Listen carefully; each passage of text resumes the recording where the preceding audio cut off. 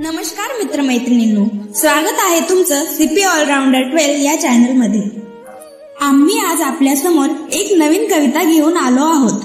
त्याचे शीर्षक आहे संसार। कवी चिन्मय पारे। आता संसार म्हटलं तर संसार रूपी रथाला दोन चाकही आलीच। त्यातलंच एक चाक म्हणजे स्त्री, कुटुंबातील कणखर स्त्री। अशाच एका स्त्रीची गाथा कविता मार्फत आपल्या समोर व्यक्त करतोय। आवाज शीतल खंडागळे यांचा। नक्की ऐका संसार।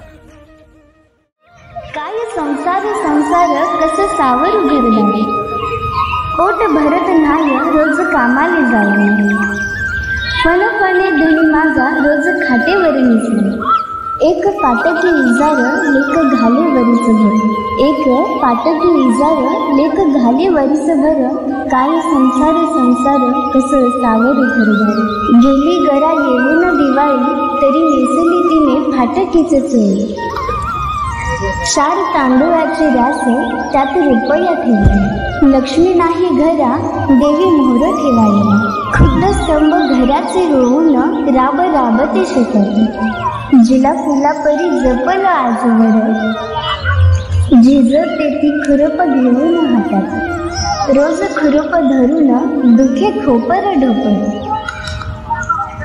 काय संसार संसार कसं सावर घरदार, कसं सावर घरदार, बळ वाढवी लेकरांची छाया मायेची देऊन, झुंजते संकटांची दुर्गा भवानी होऊन, खंबीर म्हणती एका नवर बिगर, काय संसार संसार कसं सावर घरदार, नेत्री नसे तिच्या एक थेंब ही पाण्याचा,